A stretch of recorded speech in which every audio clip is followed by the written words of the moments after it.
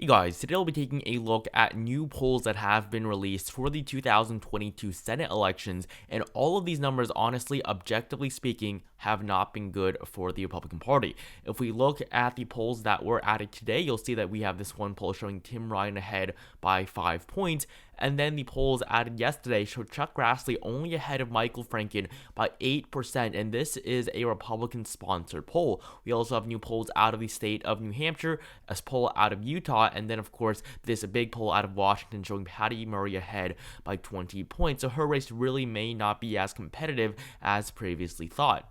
So before we look at those polls from each of those individual states, I want to look at how Democrats and Republicans are doing nationwide. If we look at generic congressional ballot polling, Republicans right now are only ahead by a margin of 0.9%. This is significantly down from the 2% margin that they had at the beginning of this month. And if we look at all of the most recent polls, Democrats do lead in most of the generic ballot polling that has been released in the last couple of days. And this is alarming for the Republicans, as even though Joe Biden's approval rating continues to go down, Democrats are doing better and better nationwide. Yes, they are still behind, but the Democratic Party's president really is not weighing them down as much as they would like. So looking at the approval rating of Joe Biden, currently it sits at negative 19%. If we look at his approval just at the end of the month of June, it sat at around negative 16%. So Biden's numbers have continued to get worse and worse as his presidency has gone on. And as of this point in time, just 1.5 years into his presidency, the only president to have been less popular than Joe Biden at this point in the presidency was Harry S. Truman all the way back in 1947. So these are unprecedented levels of unpopularity for Joe Biden. But really, if we look at the generic ballot polling, Democrats are not doing as badly as Republicans would hope. But you do have to admit that Democrats are doing much worse than they were in 2020. Democrats were up by 7.3% on election day in the previous election, and in 2018 they were up by a margin of 8.6%. So yes, Democrats are doing much worse than they were in the last two elections, but Republicans right now, their lead is shrinking, and Democrats are expected to take back the lead in generic ballot polling very soon. So after the 2020 elections, Democrats were able to win back the Senate with just 50 seats and Kamala Harris as the tiebreaker vote. And so looking at these results, I mean, it was a very slim majority for the Democrats. And we've looked at the 2022 map on many occasions, talking about how Nevada, Arizona, Georgia, and Pennsylvania are going to be the four races that will ultimately end up deciding the balance of power. However, these recent polls suggest that other states may be as competitive as these races, and a lot more competitive than we previously thought. So starting off with the polls that we've been seeing from the state of Ohio, I mean, these numbers have been absolutely atrocious for the Republican Party. Democrats are ahead by a margin of 1.7% on average, and if you look at the most recent polls, Democrats lead in the last 6 polls out of Ohio and 7 out of the last 8 polls that have been released here. So Tim Ryan is the Democratic candidate, and he will be facing off against J.D. Vance, who was the Republican that was nominated to fill the seat left vacant by Rob Portman, who won by 21% in 2016. And so this time around, J.D. Vance is going to be in a much closer race. He barely won his primary race against Josh Mandel, winning just 32% of the vote. So if we look at the polling that has been done in this race, the last time that J.D. Vance has led on a poll was all the way back in the month of May, 2 months ago. So if we look at all these most recent polls, the most recent one was conducted by Innovation Ohio, which is a partisan sponsor for the Democratic Party, but still, Tim Ryan should not be ahead by 5%. If we look at other polls sponsored by Innovation Ohio conducted by Grow Progress, you'll see that Tim Ryan led by 2 points in late April. A poll conducted in late May to early June showed Ryan ahead by 3%, and this most recent one shows him ahead by 5%. So the overall trend has been positive for Tim Ryan, and this just shows that J.D. Vance simply objectively is not that great of a candidate, and that is why Republicans are struggling so much in this state. Now, even though Republicans are still heavily favored to win the Ohio race at this point, in 2018 we did see the election of Sherrod Brown to a third term in office against Jim Bernanke by a margin of 6%. So this shows that it is not impossible for Democrats to win a race in Ohio, and that Tim Ryan may actually just have a chance at defeating J.D. Vance. So in 2018, this was 2 years after Donald Trump flipped Ohio on the presidential level, winning the state by 8.1%. This was an 11-point shift from Barack Obama's 3% win here in 2012. So Ohio really used to be a bellwether state. It was very, very competitive, but that streak, of course, ended in 2020, and Ohio pretty much is going to be a lean to likely Republican state for the next couple of years. However, we did just see the most recent Senate election elect another Democrat, and if we look at the actual results, Sherrod Brown actually did 3% better than he did in 2012, but if we do look at the polling for this race, Sherrod Brown still did ultimately underperform. He led by over 10% in most of the final polls that were released in the state. So if we look at the 2018 polls released, Sherrod Brown led by double digits in basically all of the polls released in the month of October, leading up to the election, of course, in November. So in the end, Sherrod Brown still did underperform the polls. If we look at the 2020 presidential election polls, you'll see a very similar story. Donald Trump led by 0.8%. He ended up winning the state by 10 times that margin. So the polls in Ohio have consistently been overestimating Democrats. And so that is why right now, even though Tim Ryan is ahead in the state of Ohio by 1.7%, ultimately, I'm going to have to see better numbers in this race if I want to call this race for the Democrats. I do still think Republicans are going to end up on top in the state, but 1.7% is still nothing good for the Republican Party, and we're just going to have to wait and see if new polls come out showing Tim Ryan ahead, because right now 1.7% it may be good for Democrats, but ultimately at this point it does not look like it is going to be good enough. So the state of Ohio, according to the polls, is going to be lean for the Democrats on this map, but I mean, really, the state can still go either way. Now, looking at the polls in Iowa, these polls are surprising simply because of the fact that they suggest a competitive race in the state. With Chuck Grassley running for an 8th term in office, he would become the longest-serving public official in the state of Iowa's history. And so if we look at the polls between Grassley and Michael Franken, who has become the Democratic nominee, Chuck Grassley has not even managed to lead by 10% in a single poll that has been conducted. So Chuck Grassley right now, the senior-most Republican in the U.S. Senate, will be facing off against Michael Franken, who is a former Navy Vice Admiral. Basically, that is the second highest rank you can achieve in the U.S. Navy. And so if you look at the electoral history, though, of Chuck Grassley, he really should not be in this competitive of a race. If you look at his elections from 2016 all the way back to 1980, I mean, he won by 24% in 2016, winning 60% of the vote, 64% in 2010, 70%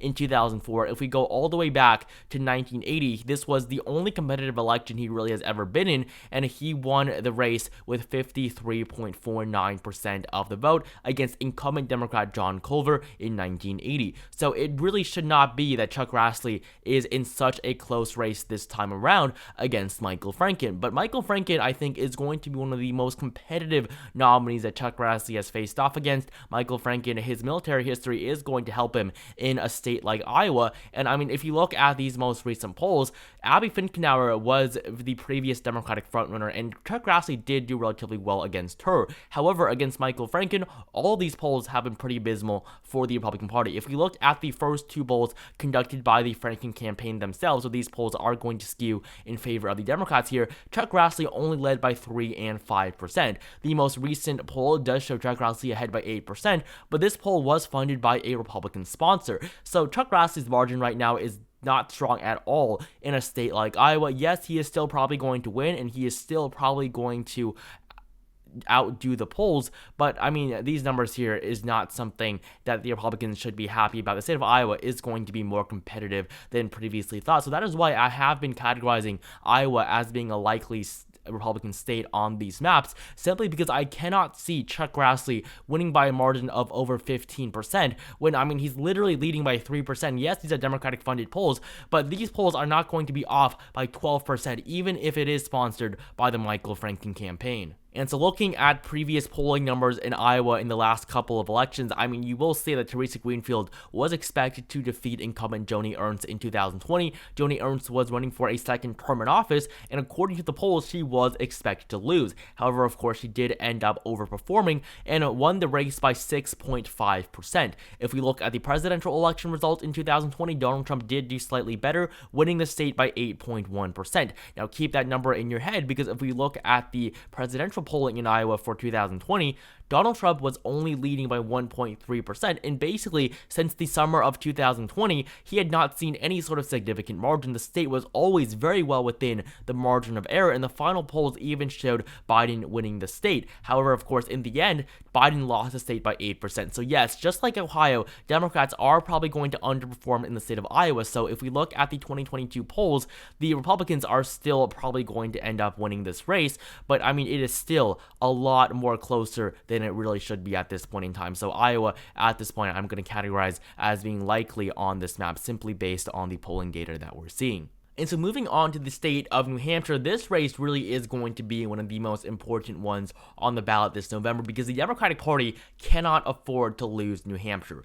If they lose New Hampshire, I think their odds of winning the Senate are going to just go down the drain. If we look at the 538 forecast, though, for New Hampshire, you'll see that Maggie Hassan currently has a 72% chance at winning this race. So the odds are in the Democrats' favors. If we look at the latest polling that has been conducted in this race, we see two frontrunners on the Republican side for the GOP nomination, and these are Donald Boldeau and Chuck Morse. Both of these candidates would pose pretty strong challenges to Maggie Hassan. I mean, just look at how non-competitive the race was in 2020. In 2020, Jeanne Shaheen won her re-election to a second term by 16% against Corky Messner. This time around, the race is going to be a lot more competitive, but in 2016, the race in New Hampshire was the closest race of the year, with Maggie Hassan winning by a margin of 0.14%. So New Hampshire is probably not going to be as competitive as it was 6 years ago. In 2016, Maggie Hassan won her first term in office against Kelly Ayotte, who was the Republican incumbent. So still, it was a very impressive win for Democrats and one of only two flips for the Democratic Party in the 2016 Senate elections. So this time around in 2022, she is probably going to do better than she did last time, and if we look at the polling data, it does suggest this. So looking at the polls here, Chuck Morse has consistently been polling better than Donald Boldeau against the incumbent Hassan. So if we look at the most recent poll, Chuck Morse does better by 1% compared to Donald Boldeau. A previous poll conducted in the end of the month of June showed Hassan up by 9 points against Donald Boldeau, and other polls conducted by the University of New Hampshire actually showed Chuck Morse ahead by 2% against Maggie Hassan. This was the only poll that ever showed a Republican leading over Maggie Hassan in the entirety of this election cycle, and of course, Maggie Hassan did lead over Donald Boldeau by a margin of 1% in that same poll conducted by the University of New Hampshire. So right now, the Democratic Party is favored in this race. I see it to be difficult that the Republicans would win this race. The GOP right now is probably not going to win in New Hampshire. They weren't even able to win it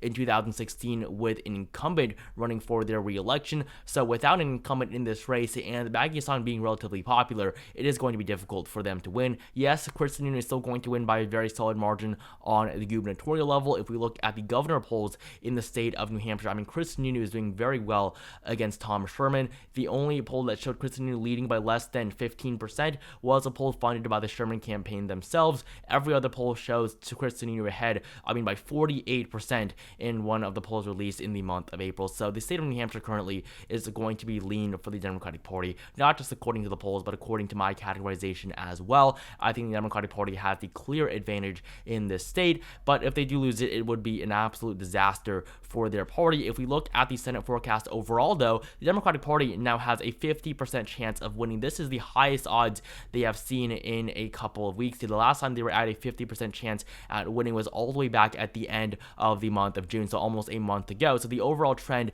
recently has been positive for the Democrats, and their odds of winning competitive races like Nevada, Arizona, as well as Georgia and Pennsylvania have gone up slightly as well. I mean, if you look at the odds in Georgia here, the odds have increased for the Democrats just in the last couple of days. Ralph A. Warnock now has a 47% chance at winning his re-election. And so now, of course, we only have two more states with new polls to look at. And starting off with the state of Utah, this race really is a lot more competitive than it should be, with Mike Lee only ahead by 5% in the most recent poll released. Looking at the polling average here, Mike Lee only leads by a margin of 9.6%. In the most recent poll, I mean, this 5% margin really is abysmal for the Republican Party here. Mike Lee should not just be ahead by 5%. He really should be ahead by at least 20%. If we look at the election here, it will still be a two-way race, with the Democratic Party in Utah Utah choosing to endorse Evan McMullin rather than nominating their own candidate. So this was a smart move. They are trying to oust Mike Lee, but in the end, there really is nothing for Democrats to gain here. Evan McMullin is still a conservative,